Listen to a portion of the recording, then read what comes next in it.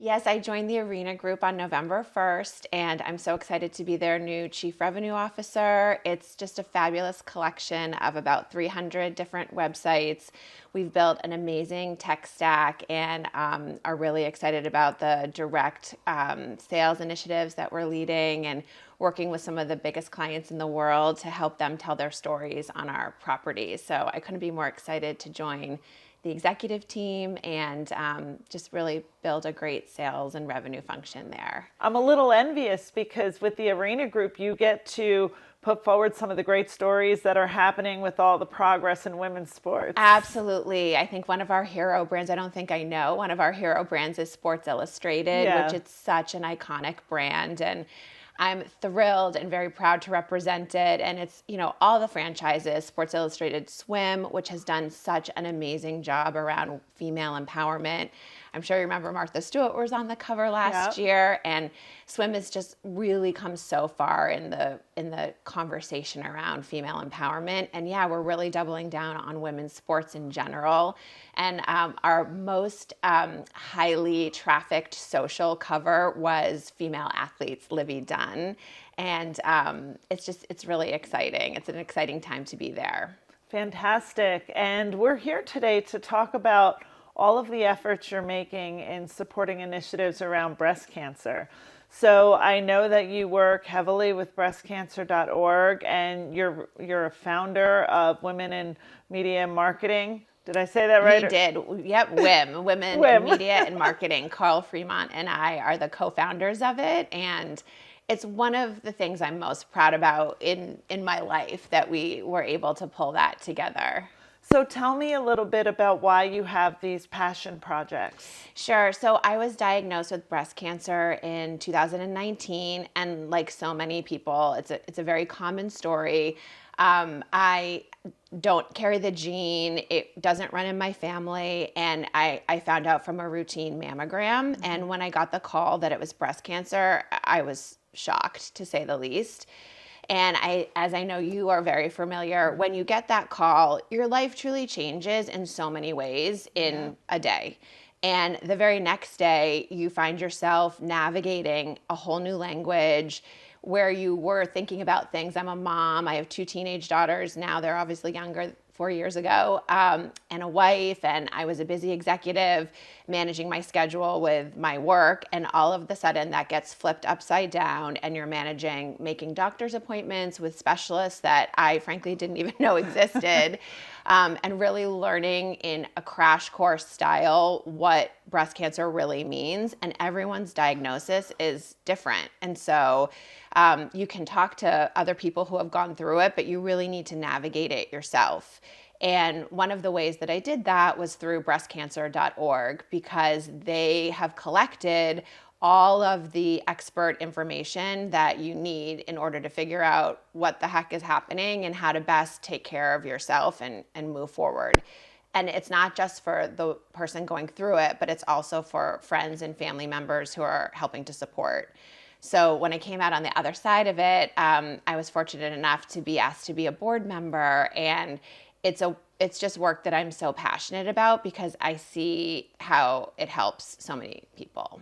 Absolutely. And I think that one thing you said about breastcancer.org is they have information not only for the patient, but for other people that are affected by the diagnosis. Yes. Because one thing I realized is that when somebody is diagnosed, it's almost as if the whole family is diagnosed. It affects your partner, your children. So why don't you tell me a little bit about that? Why should everybody be aware and pay attention to this? Yeah, I think speaking from my own experience, one of the most stressful things, and I'm sure other moms can relate to this, one of the most stressful things was how do we tell our children? And then what does that do to our children long term, having this situation? And I really wanted to hear how others had navigated through that with success and with failure, and sort of learn from all of that. And so my husband and I talked a lot about it. I looked at a lot of different resources through BCO, which is breastcancer.org. And it's a real community where people are telling their stories and how they did it. And so I found it to be so helpful. And I think, there's no perfect way to do any of this, and you just do your best. But it is really nice to be able to kind of learn from what others have done. Absolutely, absolutely. And you talked about all of the different kinds of doctors and doctors you didn't even know about, Yeah. right? One thing I'm always saying is that even if you come out the other side of the diagnosis, it's ongoing, right? Right. And I always feel as though the diagnosis, even after the treatment, is a part-time job. Why don't you talk a little bit about how you balance the requirement to talk with a whole team of doctors and specialists, and then managing this amazing career you have? This is such an important topic, and I was just talking to a friend yesterday who's newly diagnosed, and it's something that I had a misconception about. I thought when my treatment is done, when chemotherapy is done, when radiation's done, when all the surgeries are done, you're done and you're back to your life. You just pick right back up. And it doesn't happen that way. And it's not, it's a little depressing to say, but it just doesn't really happen that way. And there are 4 million women in this country who are breast cancer survivors dealing with the aftermath of having this. And we were just talking about it too. It's ongoing treatment. I mean, I still take an estradiol every day, and I'm supposed to take it for 10 years. And as you and I were just discussing, there's a new test now where you can determine, well, maybe you only need to take it for 5 years. And I think that the technology and also the advancements in research are coming so far that it does change on a yearly basis. There will be a cure, I believe, in my daughter's lifetime. And so you really need to stay on top of it. But there are long-lasting side effects that I will have and you will have for the rest of our lives.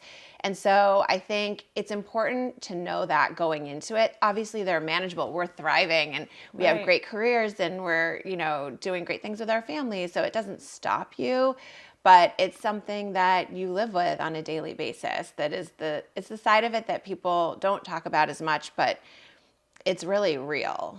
It is very real. I feel it every morning getting out of bed. Right. So one thing we talk about a lot is how do we support women or men in our organizations that are faced with this diagnosis? And how do we support them going into treatment, during treatment, and then, like you're saying, for these 5 or 10 or forever years? Yeah.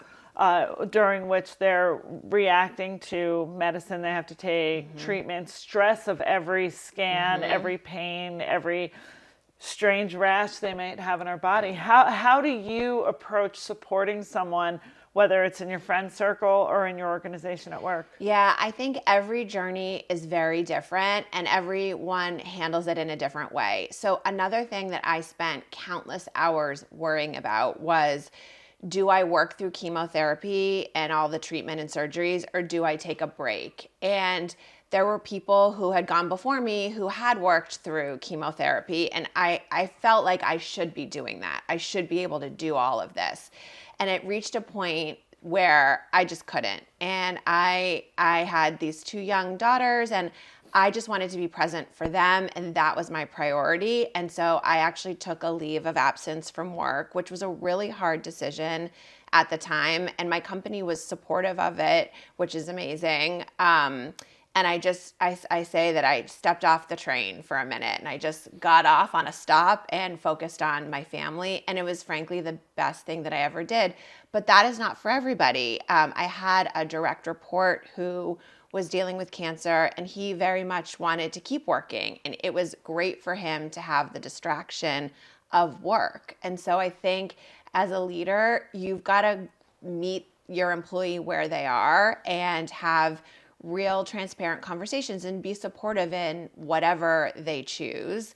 And especially when they come back, I think it's a really important time as a leader to sit down with them and map out, what does your day look like and how can we support you? And you're such a valued employee. We want to be there for you on the good days and the bad days. And we'll be there to make sure that we're a place that you enjoy coming to and we can all thrive together.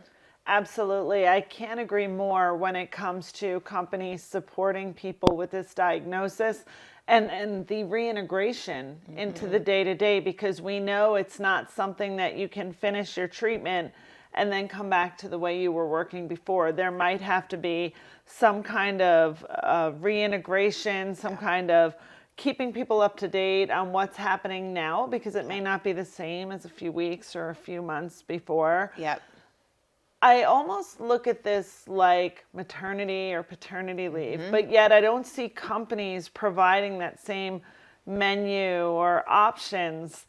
Should we be doing more? Yeah, I mean, I think it's symptomatic of I mean, even how we talk about menopause. Like, nobody talks about what happens later in life. It just hasn't been in our lexicon to think about that. And listen, breast cancer impacts young and old, so it's not just an age thing. But I absolutely think that, the work that Publicis is doing around Stand Up to Cancer, like, they're really raising awareness of how companies should be sympathetic, or empathetic maybe is a better word, to what goes on with people who are diagnosed with anything, but specifically for this conversation, with a cancer diagnosis. And it should be part of a benefit package that every corporation can deliver. Absolutely. And when you think about it, there is a little bit of a stigma because it is such a personal conversation. And depending on who your manager is, your HR person is, it might be very difficult to talk about. I think it's important that we get rid of this stigma so people can not only deal with their diagnosis, but not have that added level of stress. Absolutely. It's such a good point. And I feel, because people don't know what to say, and I do really empathize with that. But listen, as you well know, 1 in 8 women will be diagnosed. And next year, we'll probably see almost 300,000 new invasive breast cancer diagnoses in this country. So you're bound to know somebody who is going to get it. And as someone in HR or in a leadership role, in my experience, the best way to handle it is just to be open and transparent about it. You can't, I guess you could say the wrong thing, but it's people who are going through it just want to know that you're thinking about them and that you're there for them if they need anything. And that's really it. Absolutely. Just this morning, I saw a stat that every 2 minutes, a woman in the United States is diagnosed with breast cancer. So I'm really excited to have you on our side and advocating for all these changes and improvements and for everybody that's diagnosed. Thank you so much. Thank you. And I hope that you and anyone who's interested can join us in New York on May 2nd for the 2nd annual WIM event, which it's just a nice time to all get together and support each other. Such a special event. I'll definitely be there. Thank you. Thank you.